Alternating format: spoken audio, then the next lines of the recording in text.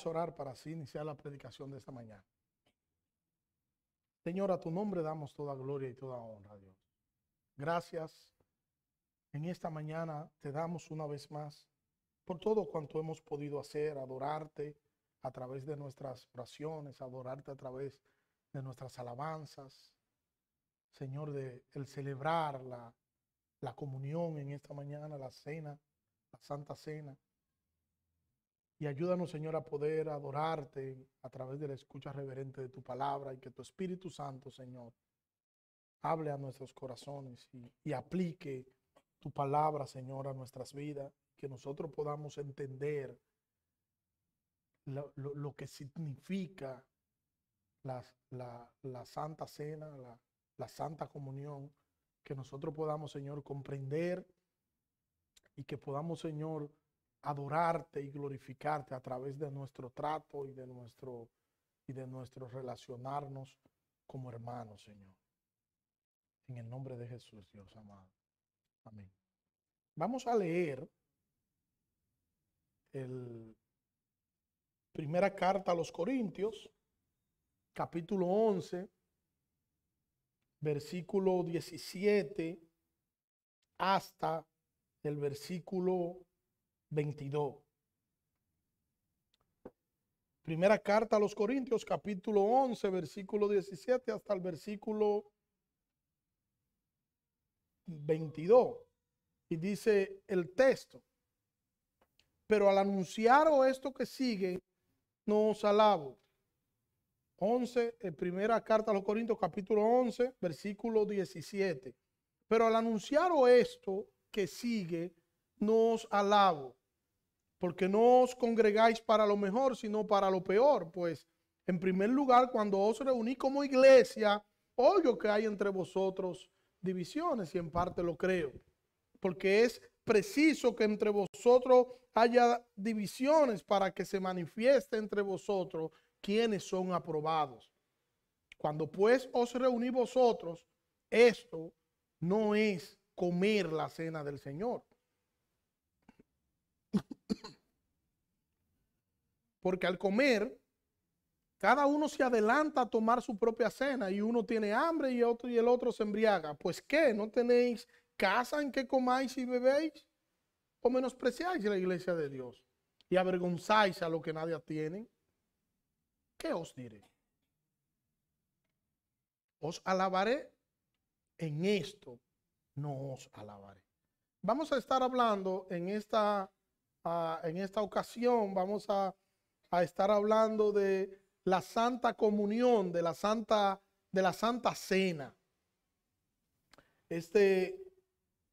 Creo que nosotros no habíamos hablado sobre este tema, y creo pertinente que en esta mañana podamos abordar este tema. La primera vez que yo escuché la Santa Cena, yo era un nuevo creyente.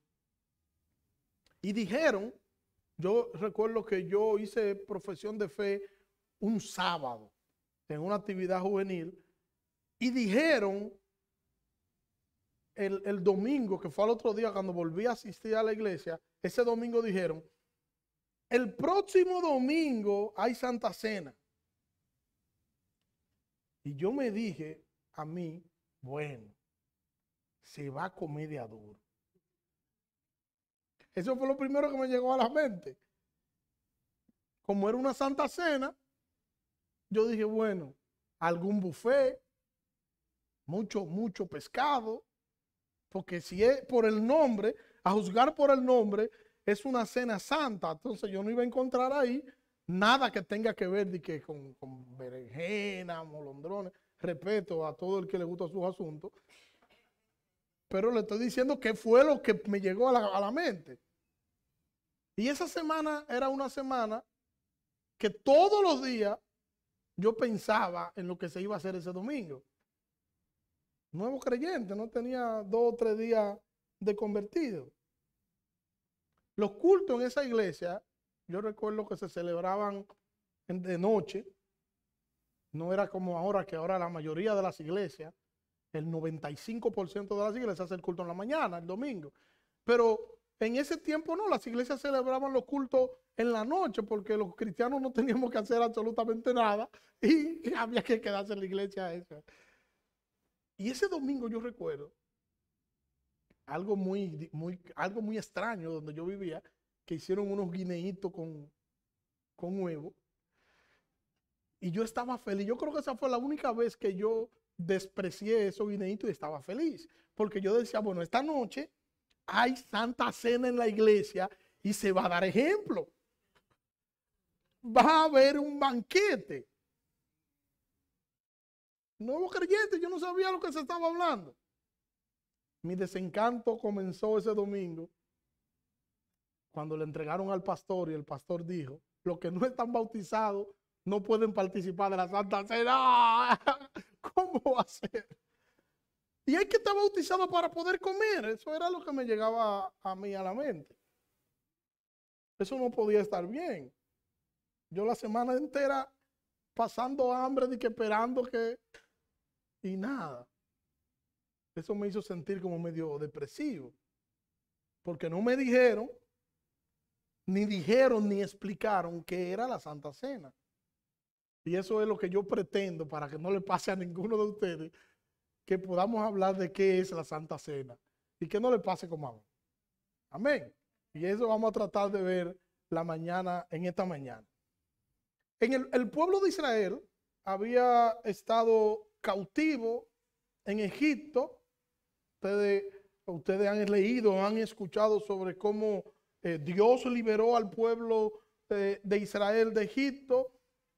Todas las plagas, todo lo que aconteció, todos los milagros que Dios hizo para poder o para sacar al pueblo de Egipto, y Dios mostrar su gloria y mostrar su poder a través de todo esto. Esto fue algo tremendo cuando uno ve en Éxodo la gloria de Dios manifestada a través de cada cosa que Dios hizo por medio de Moisés. Eso es tremendo.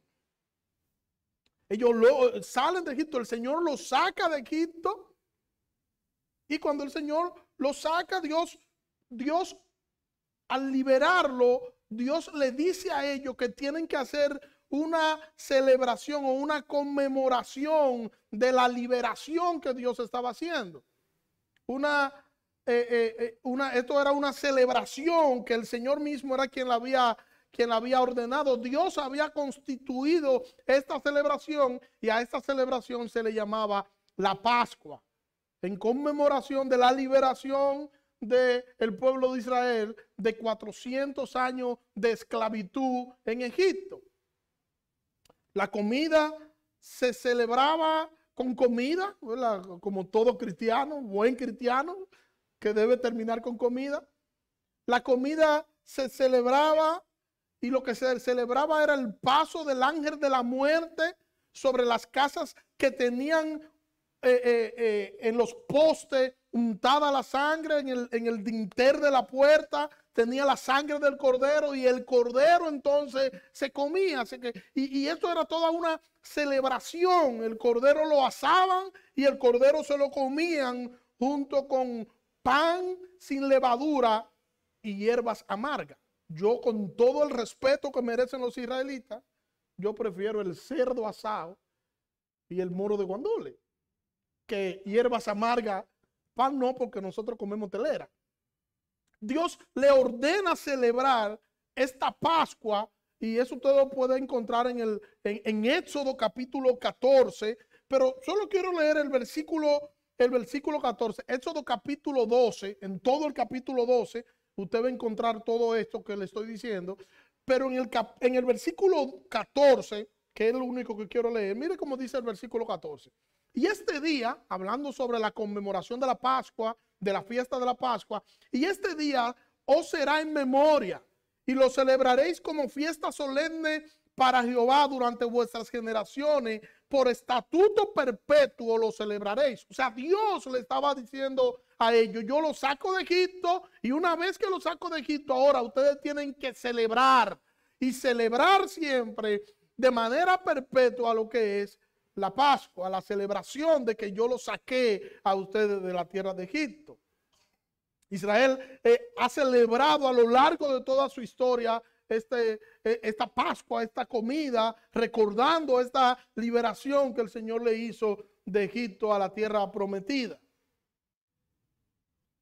Sin embargo, cuando llegamos al Nuevo Testamento, nos encontramos entonces que Jesús hace una transformación de esto. Jesús transforma la comida de la Pascua en una celebración superior. No para los judíos, no para los gentiles, sino para la iglesia. Ahora la iglesia tiene que celebrar y es una celebración superior. Porque ahora no sería la celebración por la liberación del pueblo de la esclavitud egipcia. Ahora sería la celebración de la liberación del pecado por medio de Jesucristo en la cruz del Calvario. Quien en la cruz venció el pecado, venció la muerte, triunfó, y nosotros por medio de Jesucristo, nosotros nos acercamos al Padre, o el Padre nos acercó a sí mismo por medio del sacrificio de la cruz. Y este hecho tiene mayor importancia. Lo que sucedió en la cruz, lo que hizo Cristo en la cruz de libertar a su pueblo de sus pecados, tiene mayor importancia y tiene mayor trascendencia que lo que sucedió con Israel en Egipto. Porque lo que sucedió en Israel, allá en Egipto, eso era un tipo de lo que iba a suceder luego hacia adelante en el Nuevo Testamento, que era el sacrificio de Cristo, y aquello estaba apuntando a lo excelso que era la muerte y la glorificación del Salvador. Entonces podemos decir que esa Pascua era un tipo de Cristo, o era una figura de Cristo. Esta Pascua estaba apuntando a Cristo. Y ahora cuando nosotros celebramos, cuando nosotros comemos su cuerpo y bebemos su sangre, nosotros recordamos la redención espiritual y eterna. Esa que nos dio el Señor por medio del sacrificio del cuerpo de Cristo y de su sangre como ofrenda. Tenemos los elementos que es el pan y el vino, que representan o que simbolizan el cuerpo y la sangre de Cristo. No es como decían algunos grupos en el siglo XVI, que ellos decían que los elementos al momento de orar se convertían de manera automática, literal, en la sangre y el cuerpo de Cristo. No es así. Esto es un símbolo, una representación, un símbolo de aquello, no una representación literal, como decían esos grupos. La iglesia, de hecho, hoy, la iglesia no usa vino, sino que usa jugo de uva. ¿Cuál es la diferencia? Bueno, el proceso del uno y el proceso del otro, el proceso de fermentación. La Pascua celebraba la liberación física y la liberación temporal del pueblo. La cena del Señor, la Santa Cena, la comunión, celebra la liberación espiritual y permanente que hace Cristo por su pueblo, por su iglesia.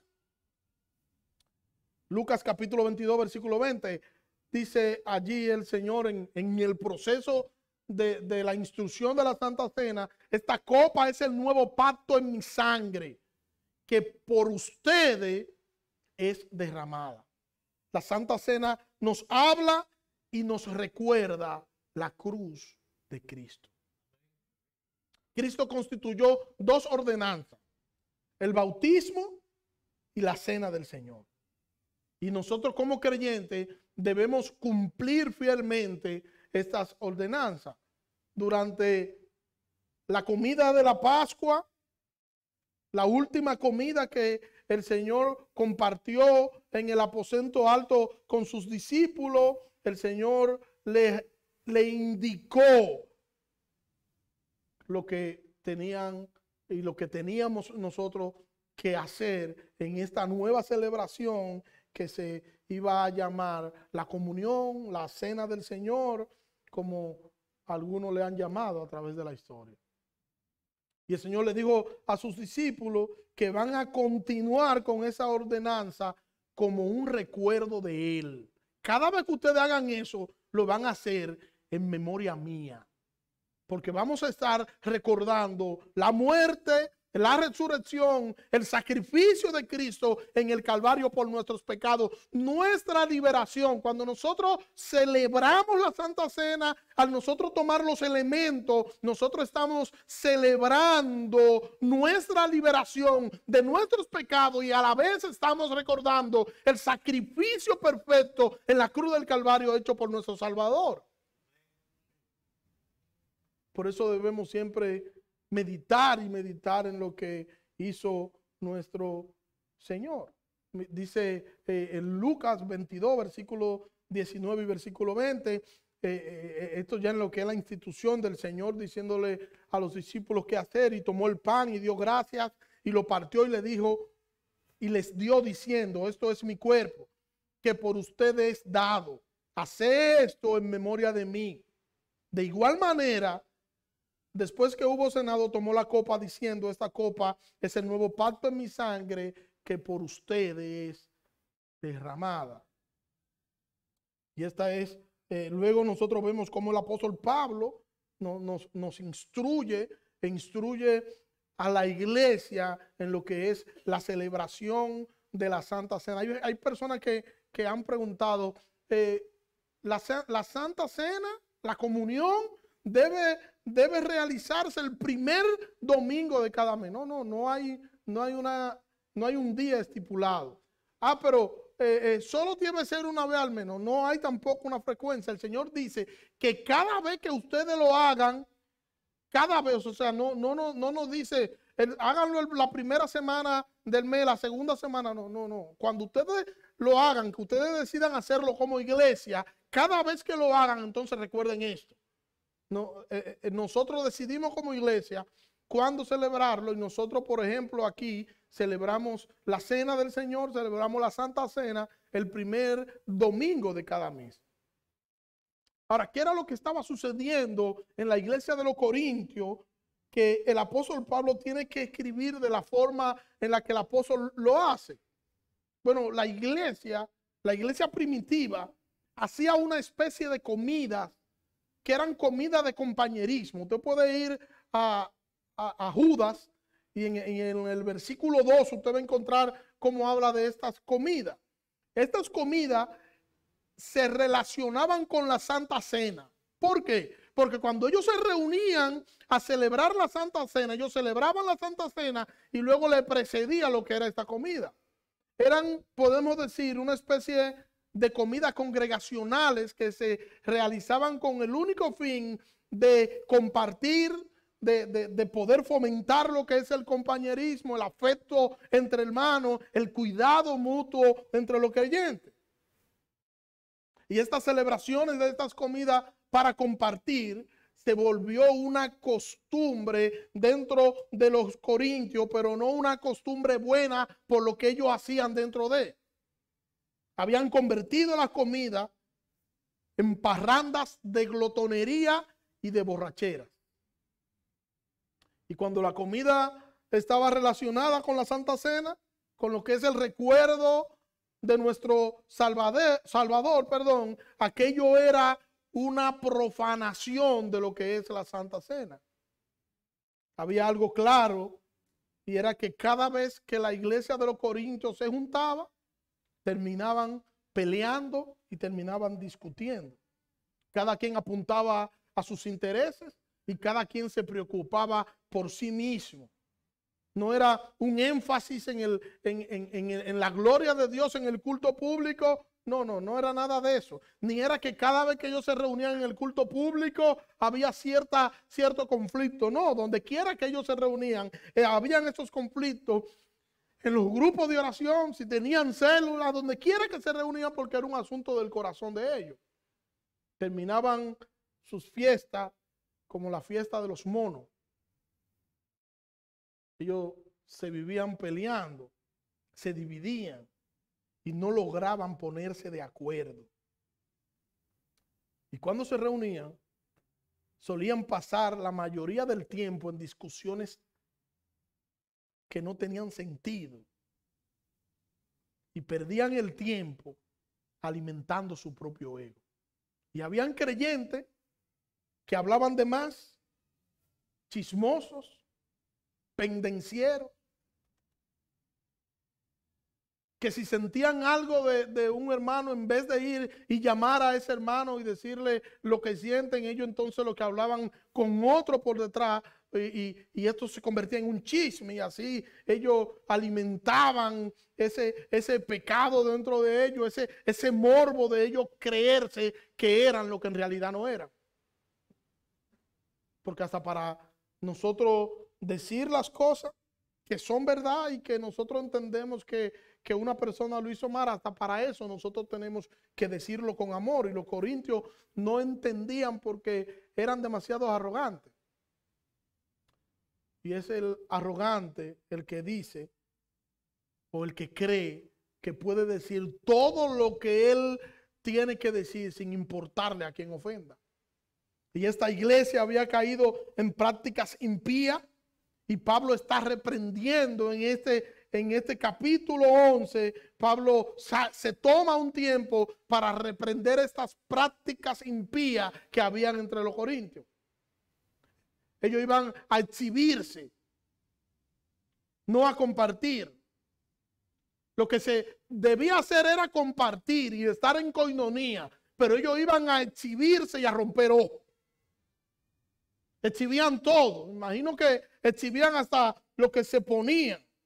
Estaban en una especie de alfombra roja, y así ellos alimentaban ese aire de superioridad, y así ellos menospreciaban al que menos tenía.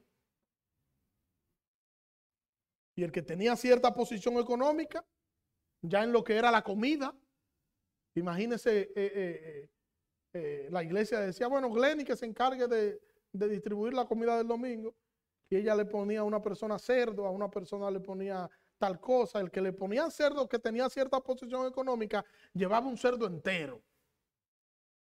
Y me imagino yo que cuando sí, amén, háganlo para cenar de la iglesia, amén, sentía Dios.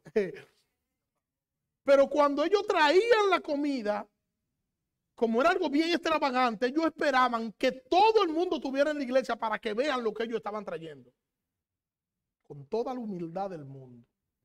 Pero el que no tenía muchas cosas que traer porque su condición económica no se lo permitía, y lo que podía llevar era guineíto con berenjena, fue tétrico, pero era lo único que tenía.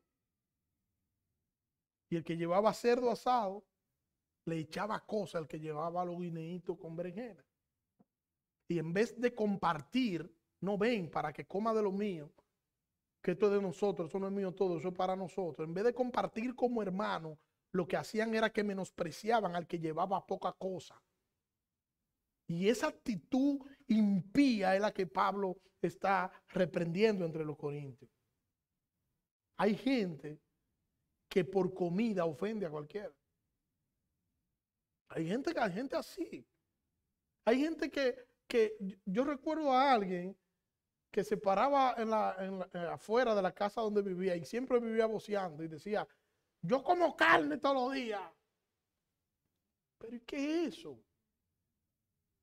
¿Qué gran cosa?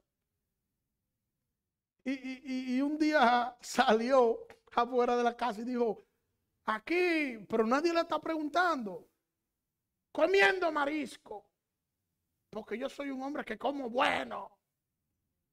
Y hubo una gente que le dijo, tú no estás comiendo marisco, tú te estás comiendo lo que iban a botar en la pescadería, deja de estar hablando eso.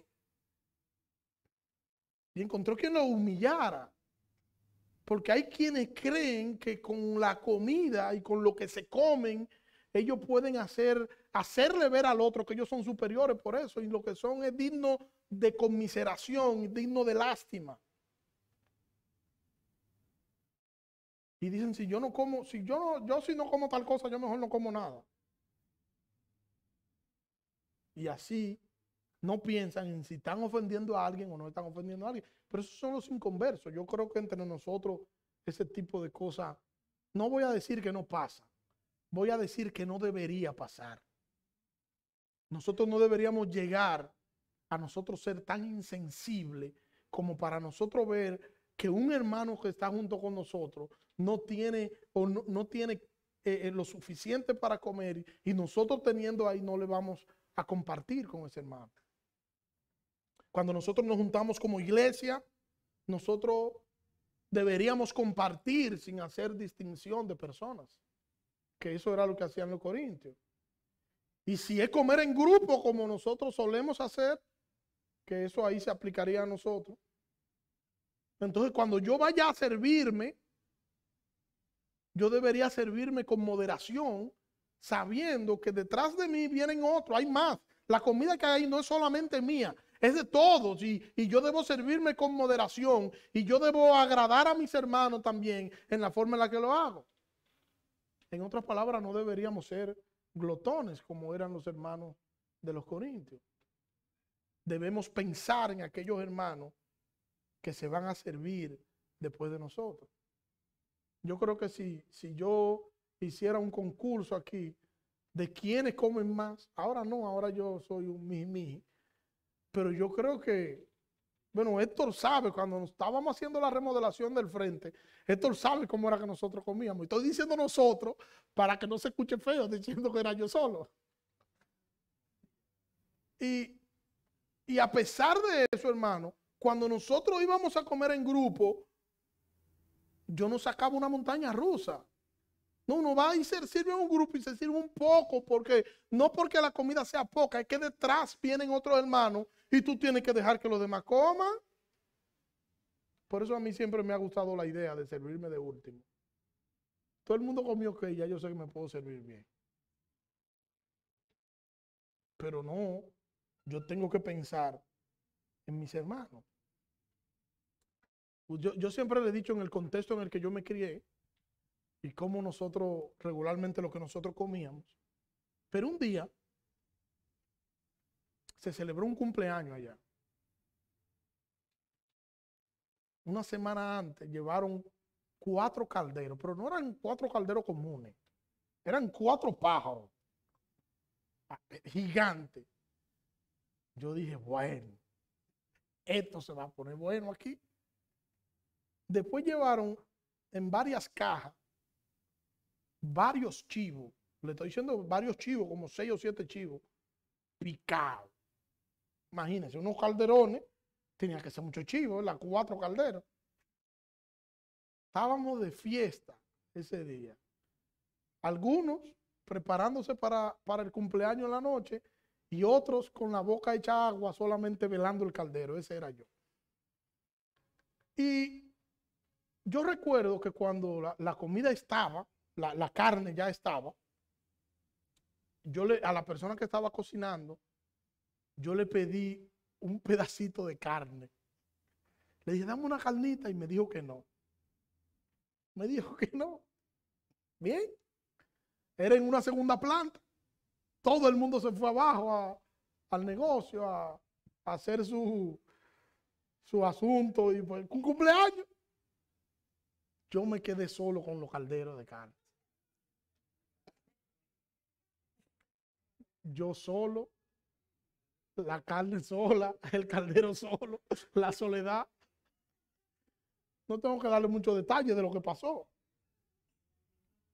Yo cogí un pote de cloro y le abrí un hueco, lo lavé y lo entré con todo así en el coso. Yo lo lavé, un tipo limpio. Cuando yo lleno el pote, que está lleno de carne, en mi vida yo había visto tanta carne junta. Yo siento que están subiendo la gente entonces por la escalera. Digo, miércoles, esa carne caliente. Había una planta atrás en la segunda era grande, estaba dividido en dos, había el lado donde estaba la planta, que había una pared y me fui corriendo para allá. Y me comí toda esa carne caliente. Me quemé la garganta. Me desollé la lengua. Tenía toda la boca quemada. Yo sé que, hoy yo sé, ¿verdad? Después de ello digo, bueno, no era correcto que yo haga eso sin permiso. Después en la semana lo pensé. Yo duré como 15 días que no podía, con la boca quemada por todos lados. Por glotón y callado. ¿Y qué tú tienes? Nada. Como 15 días sin mentirle. Con toda la boca hinchada. Y después que yo me comí eso, que voy para donde están ellos les sirvieron a todo el mundo comió, a todo el mundo le dieron, y quedó un caldero de carne. Y entonces me dicen, ¿tú quieres comer? Ven para que coma. Después que todo el mundo habían servido, después que le habían dado a todo el ser vivo que estaba cerca, y me estaban dando la carne porque la carne había quedado. Era como que no la pudimos comer toda y ahora ven, tú puedes comer. Yo dije, wow, ustedes no pensaron ni un momento en que yo estaba aquí. Yo estaba harto como una tambora. Yo era por... Pues usted estaba ahí, hermano. No, yo no quiero nada. Y entonces yo estaba haciendo bembita, pero yo estaba timbí y quemado. Una combinación extraña. Bueno, y yo lo digo así de una forma jocosa, entendamos, hermano, esto es exactamente lo que nosotros no deberíamos hacer, darle al otro, porque ya nosotros tenemos lo suficiente, ya nosotros estamos satisfechos y quedó ahí para que no se pierda, que es como yo lo vi. Entonces, para que no se pierda, bueno, está bien, denle a Daniel de la que quede para que no se pierda la que quede ahí. Y eso no, ellos no eran cristianos. Y estoy haciendo un paralelismo con eso, porque es exactamente lo que nosotros como cristianos no deberíamos hacer. No deberíamos hacer eso. Nosotros deberíamos dar de lo que tenemos, no de lo que nos sobra. Deberíamos darle a nuestros hermanos de lo que nosotros tenemos ahí, no darle lo que nos sobra. Y mucho menos si le damos, salir a decir que nosotros le dimos de comer. Ahí estaba Héctor en mi casa, porque nada más vive de muerto de hambre y comiéndose ahí. Yo digo Héctor porque sé que puedo mencionar el nombre de Héctor y Héctor no se va a ofender porque yo diga eso. De momento digo otro nombre, hasta el de Giré, y tengo problemas.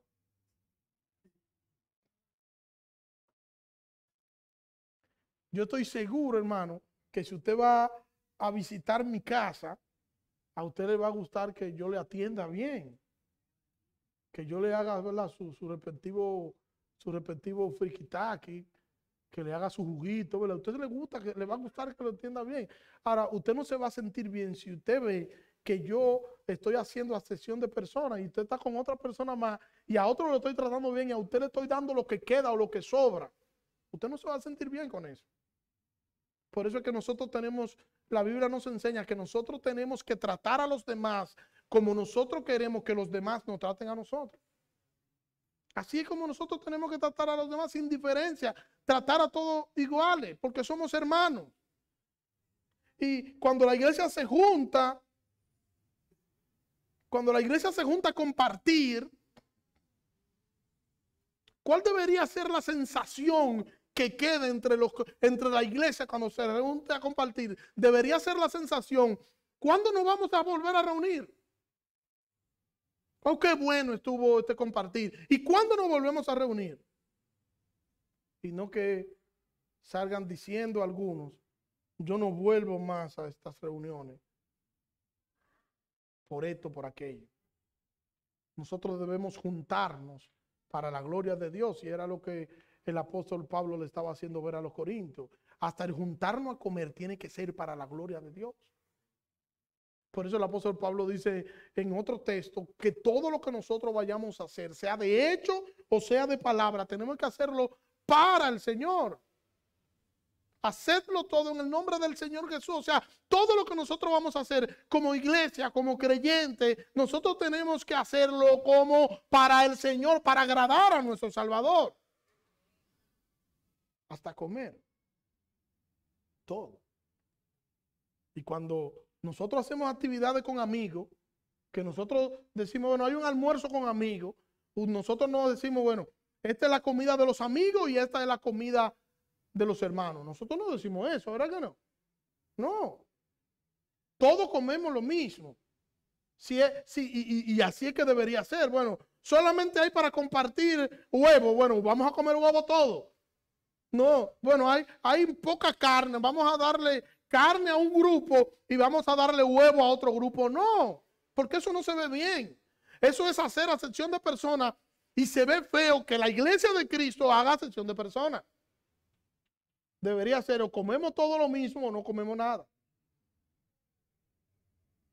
A mí me llama la atención que el apóstol Pablo señala que era necesario que en Corinto hayan divisiones. Mire, dice el versículo 19, porque es preciso que entre ustedes hayan divisiones para que así se haga manifiesto entre ustedes quiénes son los aprobados. O sea, cuando hay divisiones, se queda de manifiesto quiénes son los que son creyentes. Eso es lo que está diciendo el apóstol. Y es necesario que estas cosas acontezcan para así saber quién es creyente y quién no es creyente. Porque el creyente debería actuar de acuerdo a lo que enseña las Sagradas Escrituras. Sin embargo, el que no es creyente no actúa así, actúa de una manera distinta. En el momento de necesidad es que nosotros vamos a conocer cuál es el que es cristiano de verdad. No estoy hablando solamente necesidad física, también necesidad espiritual. Cuando un creyente entiende que otra persona ha cometido un error, el creyente, la posición del creyente no es intentar aplastar a ese otro, sino de ayudarle y de restaurarle. Es totalmente distinto. ¿Por qué? Porque se supone que el creyente debería estar centrado en Cristo y todo lo que este creyente hace se supone que debería hacerlo para Cristo. Y por eso tenemos que cuidar nuestro trato como hermanos. Tenemos que cuidar la forma en la que compartimos y la forma en la que decimos las cosas. Porque nosotros agradamos al Señor con lo que hacemos o no lo agradamos. Recuerden que el Señor dijo, el mundo va a saber que ustedes son mis discípulos. ¿Cuándo? Cuando ustedes empiecen a mirar las cosas de manera individual y ustedes entiendan que ustedes son el centro de todas las cosas que hacen. No, cuando ustedes se amen los unos a los otros. Amén. Cuando usted se reúne con los hermanos en la iglesia, en vez de ir pendiente a lo que nuestros hermanos se ponen, si sus zapatos son de marca o si no son de marca, si su ropa es de agáchate butí o es de tienda, si fue la hermana al salón o no fue al salón, si supo combinar bien o no supo combinar bien la ropa. Esas cosas no son las cosas más importantes. Vaya pendiente con interés de mostrar amor a sus hermanos en la fe y que esa reunión de la iglesia sea un compartir, sea un culto, sea un derroche de hermandad y de coinonía entre nosotros, más que nosotros ir a fijarnos en lo que no tenemos que fijarnos. Y que nuestros hermanos se puedan sentir bien con el trato que nosotros nos damos. ¿A dónde va la comida? A la letrina, al baño. Y la ropa terminan dañándose. Yo recuerdo una camisa que yo tenía, que eran, a veces uno tiene ropa que uno casi no se la pone para no quemarla mucho, pero que a uno le gusta y uno la tiene ahí para un momento. Y ese día yo no recuerdo dónde era aquello, pero iba a ponerme mi camisa y cuando voy, llena de cloro. La ropa se daña. Y si no se daña por el tiempo, se daña porque alguien te la daña, pero no permanece mucho tiempo.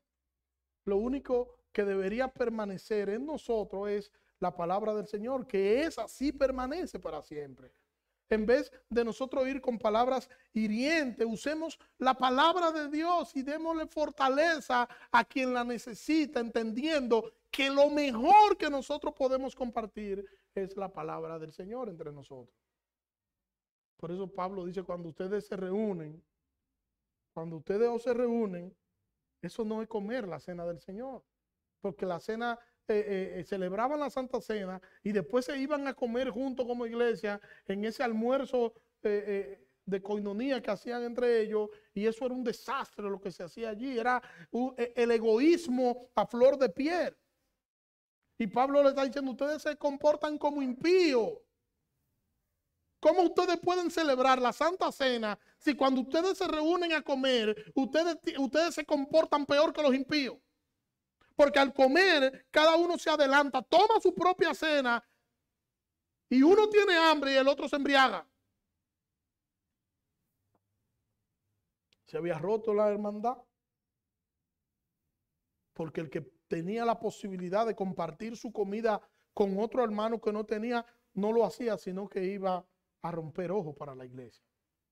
Porque estaban centrados en sí mismos, estaban utilizando esto compartir para alimentar su propio ego y para hacer desarreglos.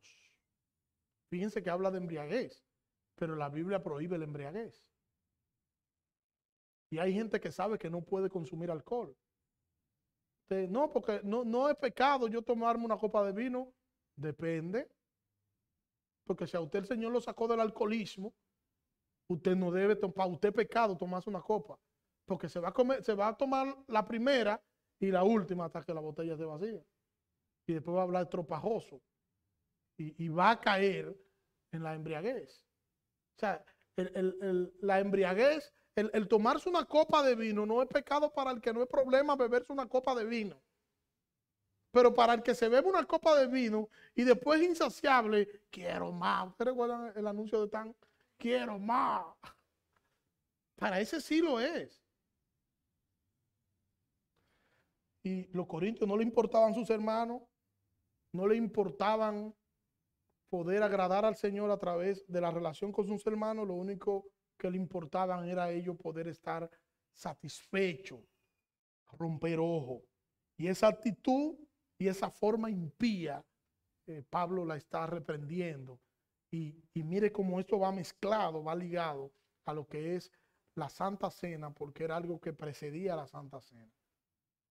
Y nosotros en la Santa Cena, nosotros nos juntamos, la celebración de la comunión y con mucho, ¿verdad? Con mucho respeto, con muchas cosas, porque es la cena del Señor, pero así también nosotros tenemos que respetar a los demás.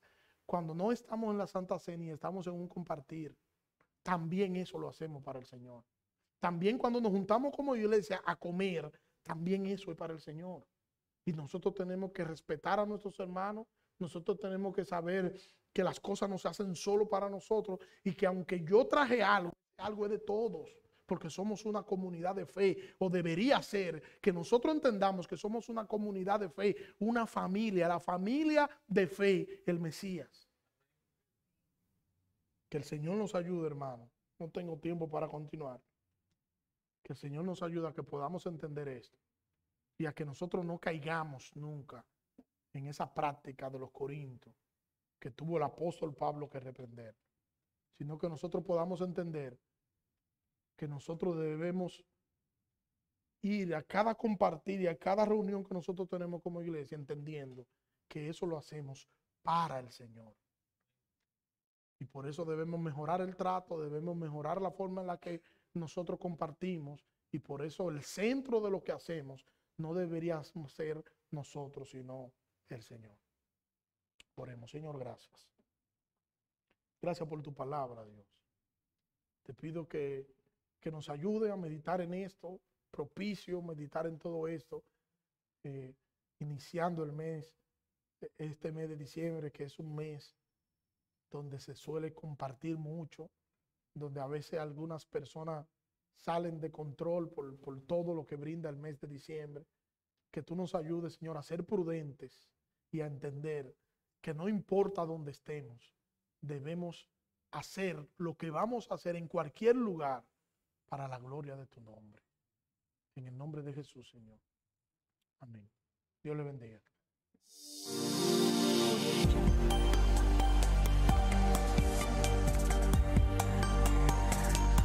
Wow.